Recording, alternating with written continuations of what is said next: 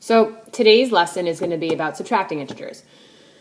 I think the most important part of subtracting integers is that you understand the last video, which is adding integers. And I'm going to take you back to that same kindergarten pre-K experience where you learned what exactly taking away or subtracting was. So maybe it was first grade.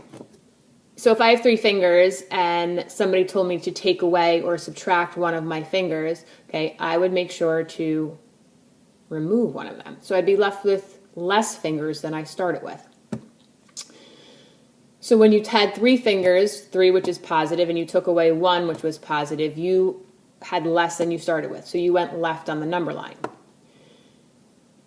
Just like if you had 3 fingers and you subtracted -1 fingers, which really doesn't make sense because where's your -1 finger? But the point is, if you subtract a positive, it moves you left. If you subtract a negative, it's actually like adding. So 3 minus -1 means I just increased my number of fingers to 4. So when you think about it, when you're looking at your math problem, your job is going to be to identify whether you're subtracting a positive, which means you are going left on the number line and your number is getting smaller, or if you're subtracting a negative. Subtracting a negative is the same as adding. Subtracting a negative will move you right on the number line. Okay? That's what you have to think about when you're looking at those problems. So here are your examples of some subtracting integers. Let's just take the numbers that we're looking at and identify them as either positive or negative. So in the first one, you have a +4 and you're subtracting from it -3.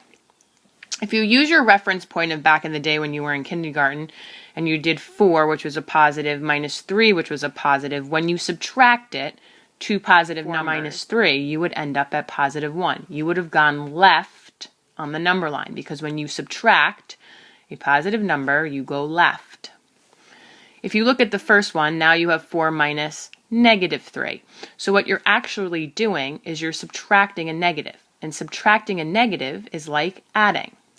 If we do our keep change opposite, you keep the sign of the first, you change the sign of the second, you change the sign of the third, or do the opposite of the third, and see there's your big old addition problem to get 7. For the second one, if you take a negative and you subtract a positive, remember back in the day when you were subtracting positive numbers, you were going left. Subtraction means if it's a positive, go left. So here, -5 minus 4. If you keep the sign of the first, you change the sign in between, and you make the original 4 into the opposite, or -4, you're going to see that this is actually just an addition problem that you did in the last video. -5 plus -4, when you add a negative, you go left. So when you subtract a positive, it's the same as adding a negative. You're going to go left. When you go left, you add the numbers and you keep the sign. For the next one, -2 minus -6. Now you're sitting at -2. When you're starting at -2 and you're subtracting a negative, well, we learned in the first problem we did that subtracting a negative is actually adding. So you're going to say, okay, I'm starting at -2 and I'm keep change opposite. I'm adding 6. When I add 6, I go right on the number line. So if I drew my little number line, oop, that's a 2, and I went 6 places, I would end up at 4. And it's +4 because I added enough positives to get past 0. And the very last one, I'm starting with a positive and I'm subtracting a positive. Well, in this case, the positive that I'm subtracting is larger than the first one. So if I do 7 minus 8,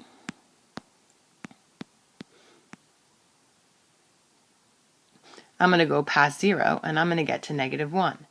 If I do keep change opposite, I keep the sign of the first, I change the sign in the middle, and I do the opposite to that second number. So the 8 becomes a -8. If I apply my rules, the signs of 7 and -8 are different, so I subtract and I get 1, and I take the sign of the bigger number, which is 8. So what I'd like you to take away from this video is movement on a number line. Because movement on a number line will allow you to apply that understanding to any problem. When you're looking at the problem and you have an addition problem that involves adding a positive, okay? So it could be 4 plus 3, it could be negative 4 plus 3, it doesn't matter. The second part of it is adding a positive. You are going to be moving right on the number line. Your number is going to be getting larger. The same as when you subtract a negative. 4 minus negative 3. That is going to move you right on the number line. You are going to be increasing 4, okay, by 3. Even though it says minus and negative, those two signs, okay, are going to end up adding. You're going to end up adding. Minusing a negative is the same as adding. So 4 plus 3 is the same as 4 minus negative 3. You're going to be moving right on the number line. When you move left on the number line, it's like 4 minus 3. Right? 4 minus 3 is a traditional, well, I'm subtracting, I'm taking away, I'm moving left on the number line, and my number is getting smaller. The same as 4 plus negative 3.